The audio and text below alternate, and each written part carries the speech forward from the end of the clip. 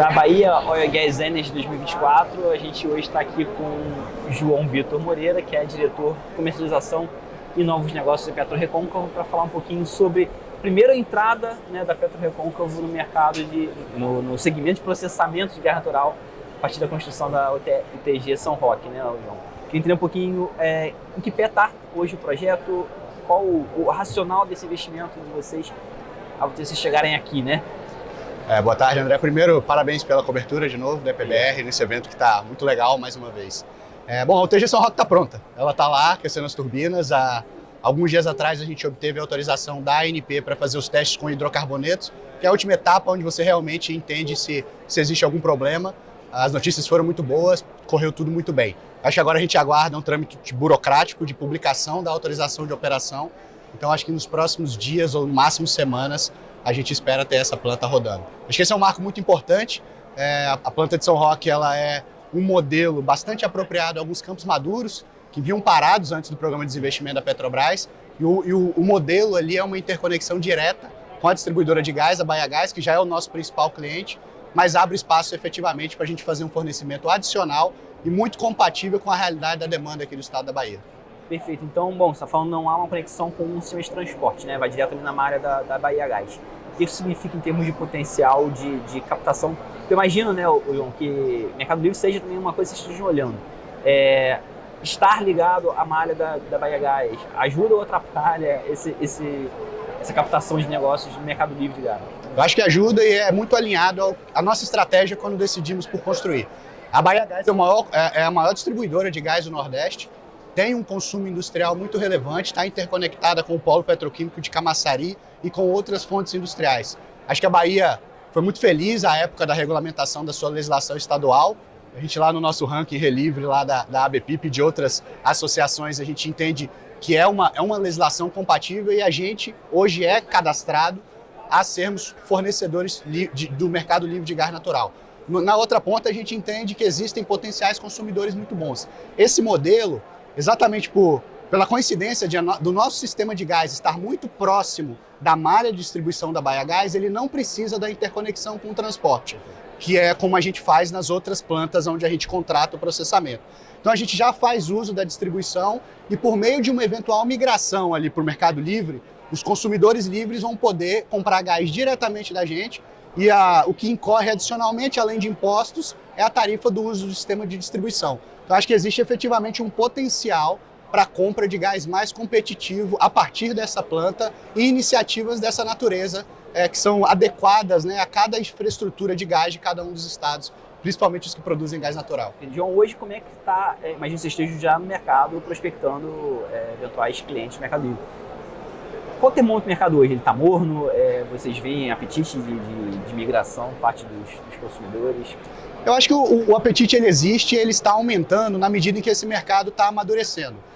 Nós somos muito pioneiros na abertura do mercado de gás natural e naturalmente existia um receio de que esses consumidores livres firmassem contratos com produtores e num eventual problema de parada de planta, por exemplo, eles ficassem sem a fonte de suprimento. Mas eu acho que o sistema de transporte, os agentes de equilíbrio, você começa a ver projetos, por exemplo, piloto de estocagem de gás natural, tudo isso vai levar com que o sistema possa ter uma estabilidade maior. Nós mesmos hoje já temos muitos contratos de gás natural, o que me permite fazer um balanço da oferta para os meus clientes. Com isso, a gente já começa a ter muito mais segurança para ofertar gás. De novo, do lado da demanda, eu acho que ela já existe. A Bahia tem potenciais clientes que estão na faixa de migração, de acordo com cada uma das legislações estaduais. Na Bahia, vários desses clientes podem migrar. Eu acho que existe um interesse comum. Mesmo a Bahiagás, na qualidade de distribuidora, ela entende que a vocação dela é de fazer a distribuição de gás natural canalizado e a gente vê que toda vez que existe um movimento de um consumidor interessado em fazer essa migração, não existe nenhum entrave. Então a gente acha que esse caminho é natural. A gente já teve alguns fornecamentos para o Mercado Livre de gás natural e vamos trabalhar para continuar tendo alguns até em regime de prazo mais longos. Pontuais, vocês fizeram exatamente. Ali, imagino. A gente forneceu para a Unigel por um bom período durante o tempo em que a unidade de fertilizante esteve operando. Legal. Bom, é um mercado livre, é um mercado extremamente de competição, né? E a gente tem um principal produtor, fornecedor do mercado brasileiro, Petrobras, hoje se reposicionando, né? Semana passada, retrasada, já anunciou uma redução de preços também. está recolocando produtos no Mercado Livre. Esse momento da Petrobras hoje, né, vindo com uma nova redução de preços, revisando o próprio TCC do gás, você imagina que isso possa dar um freio nessa abertura do mercado, na captação do Mercado Livre, ou você acha que é um processo, enfim, irreversível hoje, a abertura do mercado brasileiro, enfim, desenvolvimento do mercado livre de gás? Eu acredito que a abertura do mercado de gás natural brasileiro já aconteceu, principalmente no Nordeste, né? O Nordeste soube aproveitar a iniciativa da própria Petrobras, quando abriu acesso às infraestruturas essenciais. Fato provado que em 2023 a média de preço de gás natural da malha de transporte integrada foi mais barata no Nordeste, e é onde você começa a ver uma pluralidade de empresas maiores. E isso, com a lei do gás, eu acho que faz com que essa abertura de gás natural ela seja irreversível. Eu acho que o movimento que a Petrobras está fazendo é natural, é um movimento de mercado a partir de uma demanda e do momento como está a oferta de preço. O mercado brasileiro ainda depende de importação de carga de GNL para poder suprir a demanda interna. Então a gente acha que essas flutuações vão ocorrer. Nós trabalhamos com um mix de comercialização que nos permite olhar parte da nossa base contratual pelo longo prazo, que é os contratos que a gente firmou por 10 anos, e parte dos contratos eles trabalham com a flutuação de preço, é onde você arbitra nos momentos de preço mais alto e preço mais baixo também. Então, efetivamente, a gente acredita nesse movimento como natural, faz parte que uma maior, digamos assim, uma oferta de gás maior traga mais competitividade. O outro lado é que isso gera mais demanda. E é assim que esse ciclo do gás natural vai permitir com que essa indústria ganhe ainda mais escala. Então a gente é bastante otimista que o movimento que está acontecendo vai gerar mais demanda, os produtores estão no lado de incrementar a sua oferta e o gás natural vai continuar sendo muito competitivo nas duas pontas, desenvolvendo as reservas e para o consumidor que pode utilizar essa matriz também. Perfeito, João. Eu queria explorar um pouquinho contigo também a política e regulação do mercado de gás, olhando especificamente para infraestrutura, transporte, escoamento, processamento, né? A gente estava conversando agora há pouco, o custo dessa infraestrutura é algo que a gente tem visto cada vez mais os players se posicionando com uma certa satisfação até em relação aos custos efetivos, por exemplo, transporte. No transporte, hoje a gente tem na agenda regulatória da ANP previsão esse ano, a ANP já colocou como prioridade a revisão dos critérios de cálculo tarifa, né, ali da RAMP 15/2015. Não, 15/2014, perfeito, desculpa. É um momento oportuno para a gente aprimorar melhor essa questão da remuneração da infraestrutura de transporte? O que você acha que dá para fazer numa discussão dessa RAMP? Olha, isso é muito interessante. Hoje a gente estava acompanhando um painel com a diretora Simone e efetivamente a ANP está trabalhando numa agenda regulatória para discutir uma série de critérios, né, de transporte de gás via GNL, GNC, o acesso às infraestruturas essenciais. E eu acho que efetivamente a visão do regulador é muito importante. Isso tem que ser equilibrado com uma realidade de livre mercado. Eu acho que o custo das infraestruturas essenciais tem que ser, sim, suficiente para remunerar os investidores desse tipo de infraestrutura, mas, ao mesmo tempo, para possibilitar que o gás natural chegue competitivo na ponta. Nós trouxemos e repetimos que a realidade atual do custo da infraestrutura estimula o investimento como que nós estamos fazendo. Nós estamos avaliando a construção de uma outra planta na Bahia, que é justamente um potencial de redução do custo de processamento que a gente tem atualmente. Eu acredito que a demanda associada a esse custo de oportunidade de outras infraestruturas vão jogar esse preço para baixo. No caso especificamente do transporte, eu acho que existe uma visão global de que isso precisa ser otimizado, respeitando de novo os contratos legados e tudo que veio, né, objeto do desinvestimento das transportadoras. Então a gente entende que esse é um movimento natural, mas na medida em que a gente vai evoluindo esse mercado, criar mais demanda é um esforço que não vem só dos produtores. Ele parte dos operadores de midstream, ele parte de quem está cuidando da malha de transporte e do regime tributário, que precisa ser cada vez mais eficiente para incentivar essa indústria. E o próprio governo já tem falado também da sinalização MME, de que pretende olhar com um esforço maior agora para os custos também de infraestrutura de escoamento e processamento.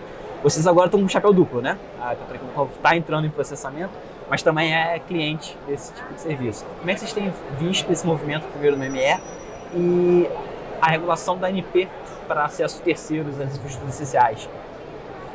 Eu acho que o modelo de acesso de terceiros que a Petrobras praticou, ele foi muito pioneiro e ele nos deu muito aprendizado. A gente está completou 2 anos dos primeiros contratos, o contrato de Guamaré, o contrato que aconteceu na UTGCA. Muito recente. Tudo. Muito recente, mas ele ensinou muita coisa. Nas próprias discussões que a gente teve de renovação, a gente viu uma visão da Petrobras muito positiva quanto a otimizar uma série de mecanismos.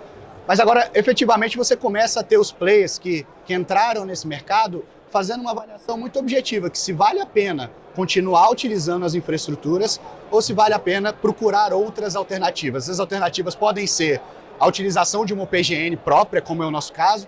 A gente tem algumas outras situações em que a gente está tirando o gás natural, que não precisa passar pelo processamento e fazendo projetos específicos, como a planta de GNL que a gente acabou de anunciar lá no Rio Grande do Norte. Isso já é uma otimização inicial.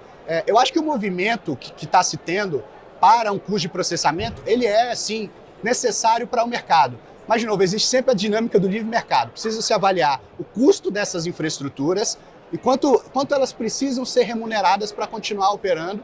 A gente nunca foi muito a favor de você tentar forçar uma redução que não viabilize a continuidade. Porque essas plantas precisam ter alta confiabilidade, elas precisam garantir que o gás natural chegue na ponta com um nível de oferta muito elevado. Perfeito. Estou em contrato com o GNLink, inclusive, né, para monetização de parte do volume de Potiguar. É um modelo que vocês avaliam replicar em outras bacias? Olha, eu acho que esse é um modelo que tem se consolidado no mundo. Acho que a gente teve alguns modelos pioneiros no Brasil que aprenderam. A gente foi pioneiro em uma série de iniciativas aqui. A gente viu exemplo de empresas fazendo GNL para transportar gás natural de regiões extremamente distantes de qualquer outra alternativa e fazendo projetos de muito sucesso. O que a gente tem acompanhado hoje é uma otimização do custo de capital e uma capacidade de ser competitivo quando comparado, por exemplo, a uma infraestrutura associada a processamento e um pipeline. Isso permite com que a gente busque novos horizontes. Eu acho que a nossa ideia é diversificar, é comprar opções. Hoje nós temos um portfólio de gás natural interessante no Nordeste. A gente tem uma região interiorizada que ainda não é atendida pelas infraestruturas de transporte e uma demanda muito interessante de empresas, de indústrias, que olhando, por exemplo, o aspecto de ESG e transitar de combustíveis mais poluentes para o gás natural, olham com muito bons olhos receber carga de GNL em regime constante. Então, nesse projeto, a gente viu um potencial de testar um modelo que, além de ter todas as virtudes que eu mencionei aqui, remunera muito bem o nosso gás natural. Eu acho, sim, que esse é um movimento que ele veio para ficar.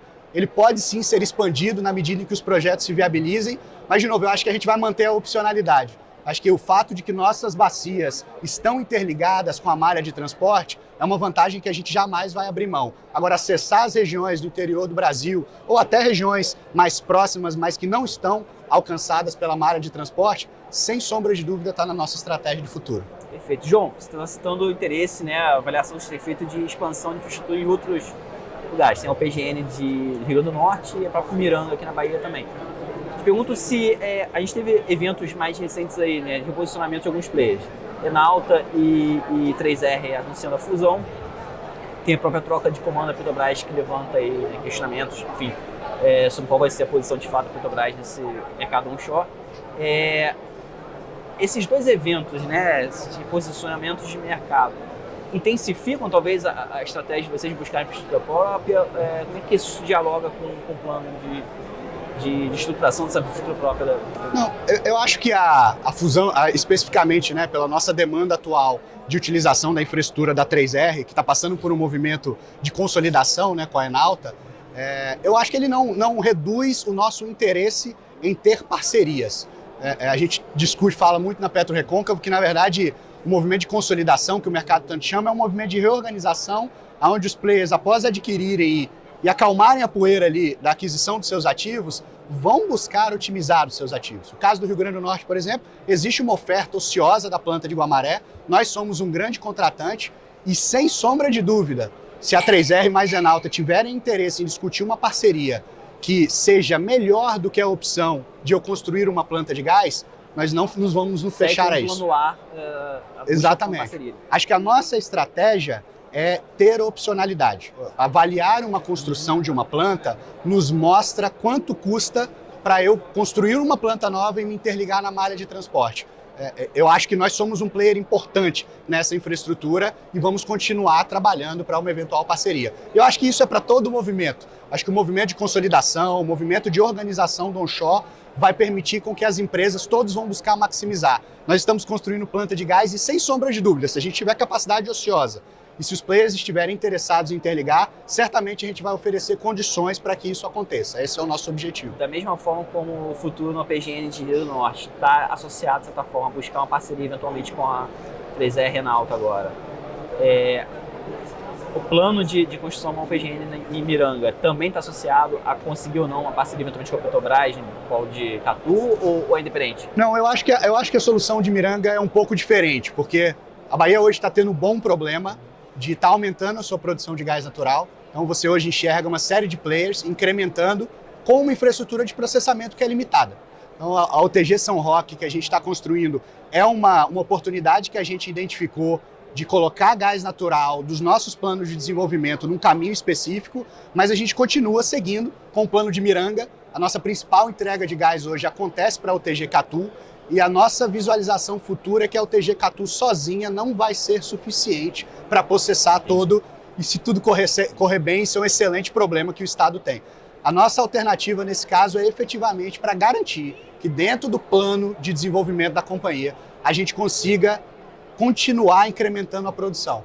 Eu acredito que a decisão da UTG Catu é muito mais uma decisão econômica, se vale a pena efetivamente, quando vale a pena, e até pelo porte da planta, mas eu acredito que ela é bem diferente da opcionalidade. Aqui eu não tenho capacidade ociosa, por exemplo, para demandar da Petrobras, e é muito legítimo que ela utilize a preferência da sua capacidade nos ativos em que ela opera. Isso está até garantido pela lei do gás. Dentro desse movimento de consolidação, pós-fusão da Enalta com a 3R, vocês veem, PetroRecon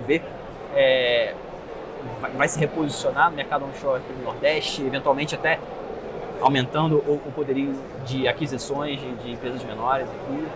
Olha, eu acho que a PetroRecôncavo é uma empresa que avalia sempre com muita diligência toda e qualquer oportunidade de M&A. A PetroRecôncavo é uma empresa muito saudável financeiramente, tem condições de investir nisso, mas nós nunca tratamos M&A. Claro, nós vivemos um momento em que os ativos que estavam objeto de desinvestimento da Petrobras foram a nossa prioridade e permitiram que a gente tivesse um crescimento inorgânico muito grande. Eu acho que agora a nossa principal missão é entregar o nosso dever de casa. A gente está numa realidade de produção muito boa, de uma lucratividade boa que nos justifica continuar investindo na produção. Eu acho que até 2026, 2027, hoje a gente segue com um plano de chegar ao nosso platô de produção do nosso relatório de reservas, então tem muita coisa para entregar. Sem sombra de dúvida, as oportunidades elas vão ser avaliadas. Eu acho que esse movimento que se espera às vezes do mercado de consolidação, ele é um movimento que nem sempre faz sentido. Existe espaço para uma série de empresas com porte até inferior ao da PetroRecôncavo. Nós temos uma capacidade orgânica de geração de valor imensa e a gente vai continuar se dedicando bastante aos nossos campos. Agora, claro, o diferencial que a gente tem hoje de custo de produção, a capacidade de verticalização para perfurar e completar poços e até o conhecimento, por exemplo, que a gente adquiriu no mercado de gás natural, permite com que a gente gere valor em outros ativos. Se isso for uma chave para a gente abrir operações de M&A, com certeza a gente vai utilizar. John, acho que atendemos aqui as expectativas, foi um ótimo papo. Agradeço a gentileza de contar com a gente. Que agradeço, de novo, parabéns pela cobertura. É sempre um prazer falar com vocês. Vamos em frente. Obrigado, continue assistindo aí.